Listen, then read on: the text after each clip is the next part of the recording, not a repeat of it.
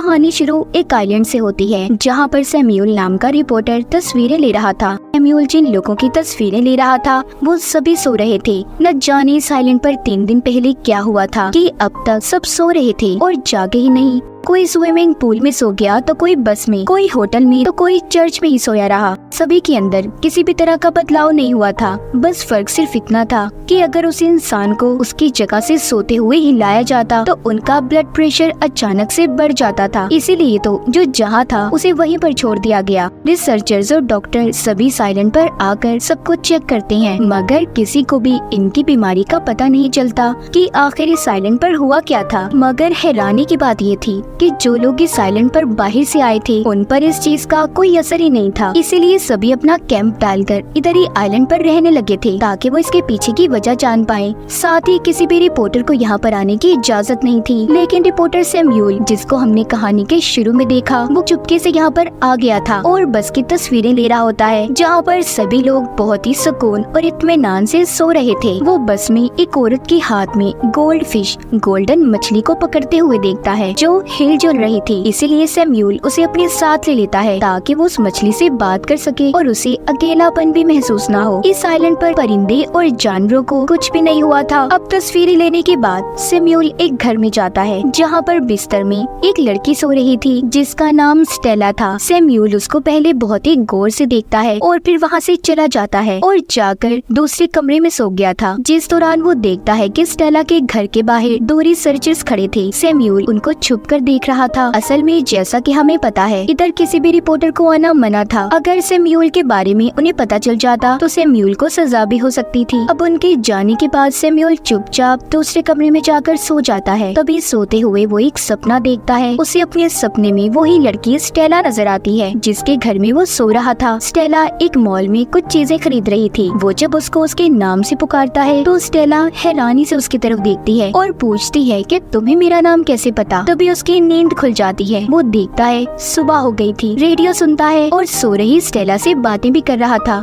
अब सैम्यूल फिर से तस्वीरें लेने के लिए निकल जाता है। एक चर्च में जाता है जहाँ पर कई सारे लोग मौजूद थे। वो उनकी तस्वीरें लेता है और फिर कुछ देर आराम करने के लिए उन्हीं के बीच में बैठ जाता है जिधर उसकी आंख लग गई थी। वो सपने में फिर से स्टेला को देखता है। इस बार वो दोनों आमने सामने बैठे थे। स्टेला सैम्यूल से पूछती है कि क्या इधर तुम पैसे कमाने के लिए आए हो। सैम्यूल कहता है नहीं, मैं इधर बस कुछ तजुर्बा हासिल करना चाहता हूँ जिसके बाद मुझे आने वाले कल में शोहरत मिल सकती है। तभी फिर से की आंख खुल जाती है और वो चुपचाप वापस स्टेला के घर आ गया था जहाँ पर वो स्टेला की चीजों को देखने लगता है। तभी उसे एक डायरी मिलती है जिसको स्टेला हर रोज लिखा करती थी। सैम्यूल उसकी डायरी को पढ़ने लगता है। अब वो जैसे जैसे डायरी को पढ़ता जा रहा था उसे लगता है कि जैसे वो पता नहीं स्टेला को कितने अरसे से जानता हो। अब इसी तरह हर रोज स्टेला सैम्यूल से आकर बातें किया करती। सैम्यूल उससे पूछता है कि लंबी नींद में तुम क्या महसूस कर रही हो। वो कहती है कभी कभी बहुत सुकून मिलता है मगर कभी तो ऐसा लगता है कि जैसे मैं बहुत ही गहराई में गिरती जा रही हूँ। वो बताती है कि मैं सबसे आखिर में सोई थी। जब मैं रात में घर आ गई मैंने सबसे पहले अपने पियानो टीचर को सोते हुए देखा था जो अचानक से पूरी क्लास के सामने सो गई और उसके बाद से इस बीमारी ने यहाँ पर कर्ज श्राप ने हर इंसान को अपने काबू में ले लिया।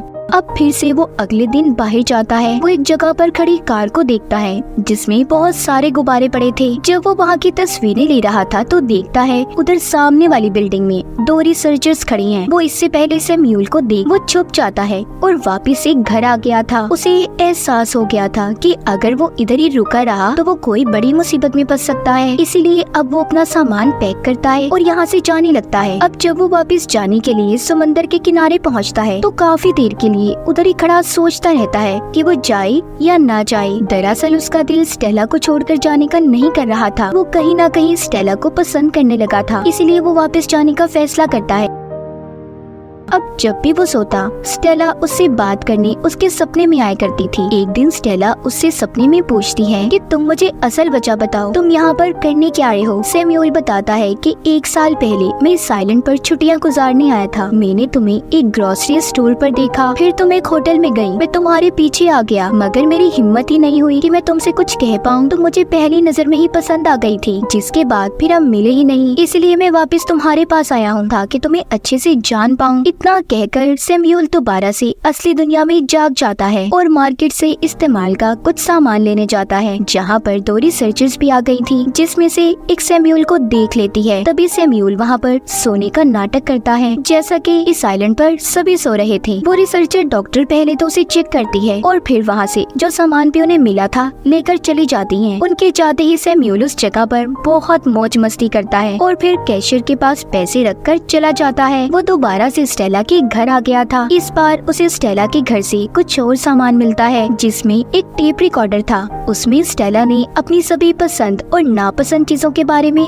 बताया हुआ था। अब सैम्यूल उस कैसेट को लगाकर टेप में सुनता है। उसे पता चलता है कि स्टेला को बहुत ही अजीब चीजें पसंद हैं, जैसे कि बिना सर की बार्बी डॉल, पानी में चलती हुई कश्ती और टाइपराइटर की आवाज उसे काफी पसंद है। इसीलिए सब चीजों को लाकर वो रख देता है ताकि स्टेला जब भी उठे और इन सब चीजों को देखे तो बहुत खुश हो। इसी बीच स्टेला ने ये भी बताया था कि उसे बीच समंदर के किनारे लंबी ड्राइव पर जाने का बहुत शौक है। ये बातें सुनने के बाद सैम्यूल फिर से अपने सपनों की दुनिया में चला जाता है, जहाँ पर वो देखता है स्टेला उसके साथ ड्राइव पर जाने के लिए तैयार है। स्टेला उसे एक सोते हुए आदमी की गाड़ी ले जाने का बोलती है, जिस पर सैम्यूल कहता है, देखो यार, हम चोरी नहीं कर सकते। वो कहती है, हम चोरी नहीं कर रहे, बल्कि हम तो बस कुछ देर के लिए गाड़ी उधार मांग रहे हैं। अब स्टेला उस आदमी के घर जाती है और गाड़ी की चाबी ले आती है। वो दोनों लंबी सैर पर निकल गए थे। तभी कुछ देर के बाद वो अपने सपने से बाहर आ जाता है, जहाँ पर वो देखता है कि स्टेला के घर कुछ डॉक्टर्स उसे देखने आए हैं। दरअसल ये डॉक्टर्स इसी तरह हर हफ्ते ऐसे ही घूमकर सबका चेकअप किया करते थे, जिन्हें देखकर सैम्यूल अलमारी में छुप जाता है।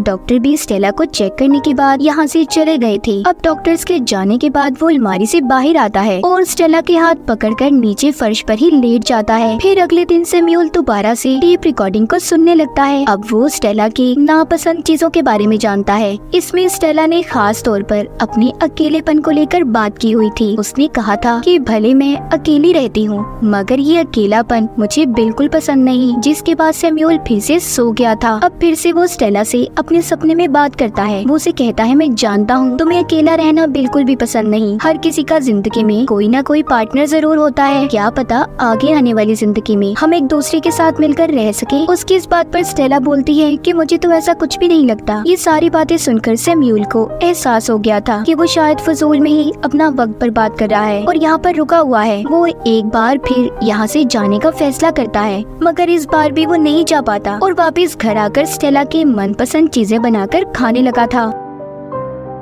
एक बार उसे फिर से अपना सपना आता है। सपने में स्टेला उसे कहती है कि तुम यहाँ से चले जाओ। जिस स्टेला को तुम किताबों और डायरी की वजह से जानते हो, वो स्टेला असल जिंदगी में बहुत अलग है। सैम्यूल भी अब सोचने लगा था कि शायद स्टेला सच कह रही है। जिस लड़की से मैंने आज तक बात नहीं की, उसे मुझसे प्यार कैसे हो सकता है? मगर ये सिर्फ स्टेला ने उसे अपने सपने में कहा था। असल बात स्टेला के दिल में क्या थी, ये तो खुद वो भी नहीं जानता था। अब जब तीसरी बार सैम्यूल यहाँ से जाने लगता है, तो न जाने उसे क्या हो गया था। उसे रास्ते में बहुत तेज प्यास लगती है। उसकी प्यास बुझने का नाम ही नहीं ले रही थी। वो जितना भी पानी पीता, उसकी प्यास और बढ़ती जाती और इसी के साथ साथ उसे बहुत ज्यादा नींद भी आ रही थी। उसे ये बात तो पता चल जाती है कि उसके ऊपर भी अभी साइलेंट की आबो हवा का असर होने लगा था। अब वो गिरते पड़ते किसी तरह भी स्टेला के घर पहुँच जाता है और स्टेला के हाथ पर अपना हाथ रखकर सो गया था। मगर अगली सुबह वो जाग जाता है। मगर सैम्यूल इस बात को समझ गया था। वो भी यहाँ के लोगों की तरह जल्दी नींद में जाने वाला है, इसीलिए वो टाइप करके बहुत सारी नोट्स लिखता है और बाकियों की तरह ही नींद में चला जाता है। जिसके कुछ दिन बाद हम देखते हैं स्टेला के जिस्म में भी हरकत होने लगी थी। वो नींद से जाग चुकी थी, मगर उसके जिस्म में अब जरा सी भी ताकत नहीं थी, क्योंकि वो पूरे 3 हफ्तों की नींद के बाद जागी थी। वो हिम्मत करके उठती है और किसी तरह से